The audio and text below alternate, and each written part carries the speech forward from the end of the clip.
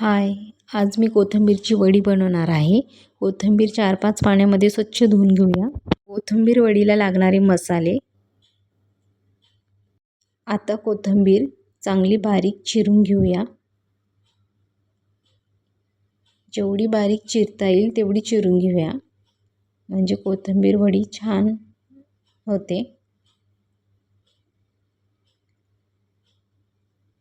कोथिंबीर छान चिरून झाली आहे. त्याच्यामध्ये आता एक मोठी वाटी बेसन ॲड करून घेऊया. थोडंसं तांदळाचं पीठ, चवीनुसार मीठ.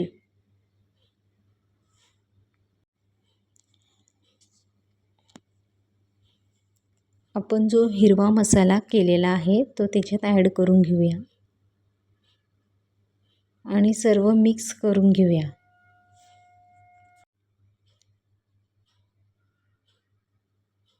जोपर्यंत सर्व मसाले कोथिंबीरला लागत नाही तोपर्यंत मिक्स करून घेऊया.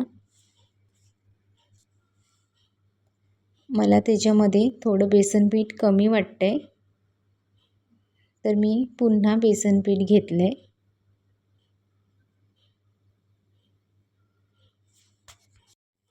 कोथिंबीरमध्ये बेसन पीठ जर कमी असेल तर तो गोळा होणार नाही, त्यामुळे मी पुन्हा ॲड केलेला आहे त्याच्यात.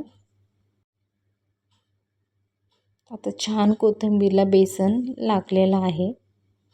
आपण एक टिपक्यांची चाळण घेऊया. चाळणीला छान तेल लावून घेऊया.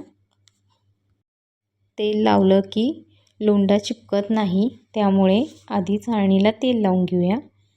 छान लोंढा आपला तयार झाला आहे. आता चाळणीमध्ये ठेवून घेऊया.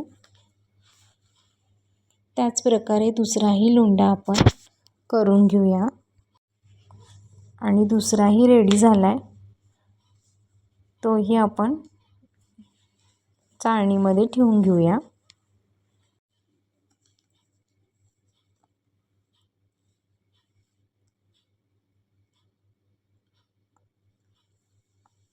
आता एका भांड्यामध्ये आपण पाणी गरम करायला ठेवूया. त्याच्यामध्ये 2 लिंबाच्या फोडी टाकून घेऊया, कारण की आपलं भांडं काळं नको व्हायला त्यासाठी.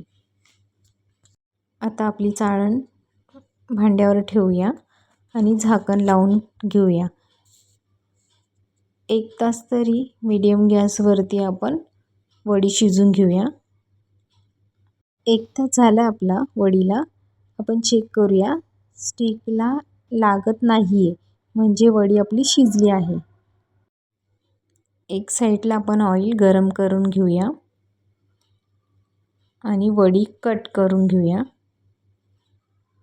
वडी कट करता वेळेस सुरीला ऑइल लावून घेऊया, म्हणजे वडी व्यवस्थित कट होते, चिपकत नाही. छान स्लाइड्स पडतात त्याच्या. वडी आपली कट करून झाली आहे. आता आपण फ्राय करून घेऊया. वडी पातळ कापली ना तर खायलाही छान लागते आणि व्यवस्थित फ्राय पण होते.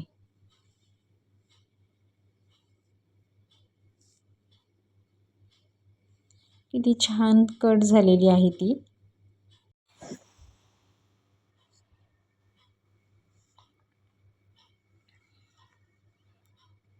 वडी आपली एक साईडनी छान फ्राय झाली आहे. आता आपण दुसरी साईड पण फ्राय करून घेऊया. त्यासाठी तिला पलटी मारून घेऊया. पलटी मारून झाली आहे. आता आपली वडी रेडी आहे.